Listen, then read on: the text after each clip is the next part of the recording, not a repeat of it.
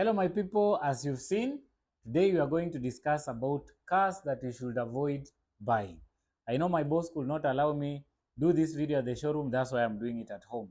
So cars that you should avoid buying. If you are a car buyer outside there intending to buy a car, we are going to go through some of these cars that you should not even dare to buy.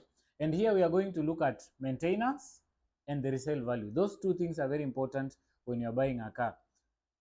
If a car is going to cost you a lot to maintain, don't buy it.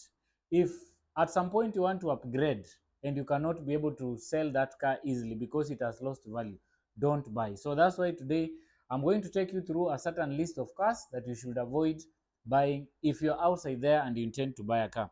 And these cars, if we are going to mention that not all cars have a problem in certain units, it will depend with the years because there are some cars that belong to a certain manufacturing year that had a problem. Okay, so the first car on our list, guys, is the Nissan March. I know all of you have heard about this.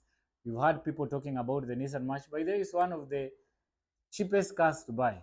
In fact, if it's locally used, it's one of the cheapest cars you can buy. Nissan March, very cheap to buy. But now the problem this car comes with, it has, and by the way, I have my notes here just to make sure I don't forget something.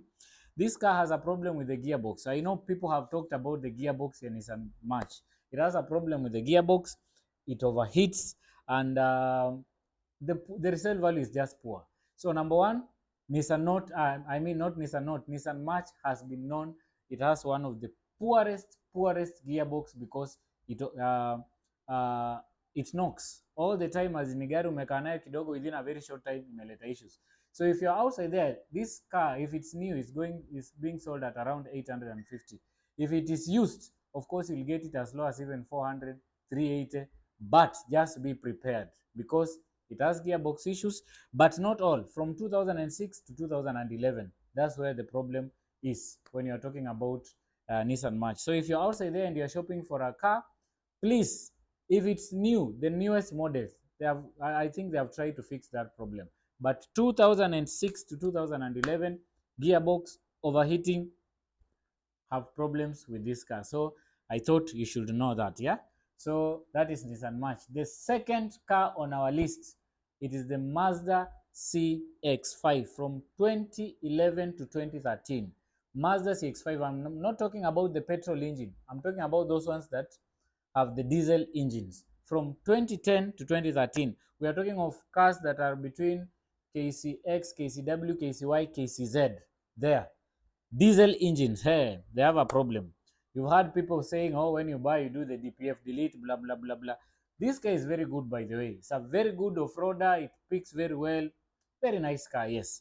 But when it comes to, I'm told it has a weak head gasket that makes it overheat and hence causing a lot of problems and problems of problems.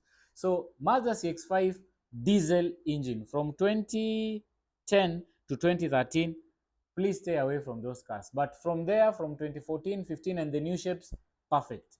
Either diesel or petrol. From there, at least they realize what the problem is and they change. So if you're just shopping for a car here in Kenya, avoid those cars that are ranging from KCX, KCW, KCY, KCZ. That is 2011 to 2013.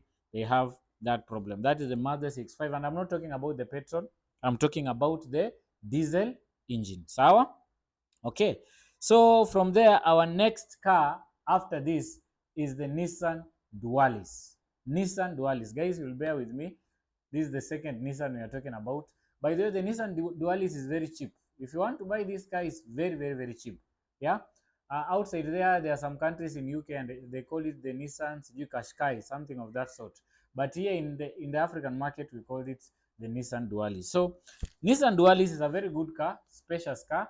Yes, as you can see, very affordable. But when you buy this car, be prepared. Some of the problems it has, the suspension problems, the gearbox problems, and the sensors together with the engine. Those are some of the things that malfunction very fast. And it has also a problems of overheating. So you can imagine all the problems in one basket. I'm talking about the Nissan Dualis. By the way, we have them, even we are selling. We have one going for 850. We have one going for 1.2. That's why I said I am not supposed to be doing this video at the showroom.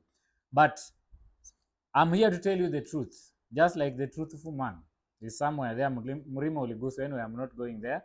But I'm telling you the fact, the way things are. The Nissan Dualis is a money what? What can I say? A money pit or a money guzzler. If you're buying this car, be prepared. I've said it has engine problems, it overheats, it has suspension problems, and all the series of Nissan Dualis. I'm talking about in general, Nissan Dualis is not something you can bank on. That is the Nissan Dualis. Very cheap, especially if you're buying a locally used, very cheap to buy. But be warned, it's not a very good car. The next car is this category, this Land Rover family. That is the Range Rover Vogue, the Sport, and the SV. With them, these are some of the best cars, luxury, best when it comes to performance, perfect. I only have a problem with this class of cars. Their maintenance is not, of course, people will say for somebody who can buy a Range Rover, ni mtu amejipanga kimfuko. But what if you've just gotten some money and you need to buy a very good car and you go for Range Rover? I have a problem with these cars. Number one, this is one of the cars that loses value very fast. If you are going to buy these cars, especially the Vogue, those, like, let me talk about the SV, the Autobiography, the long wheelbase. Those cars are very expensive. If you're going to buy foreign used, very expensive. But if you come to buy a second-hand car, you realize they are very affordable. But now this is where the problem comes in.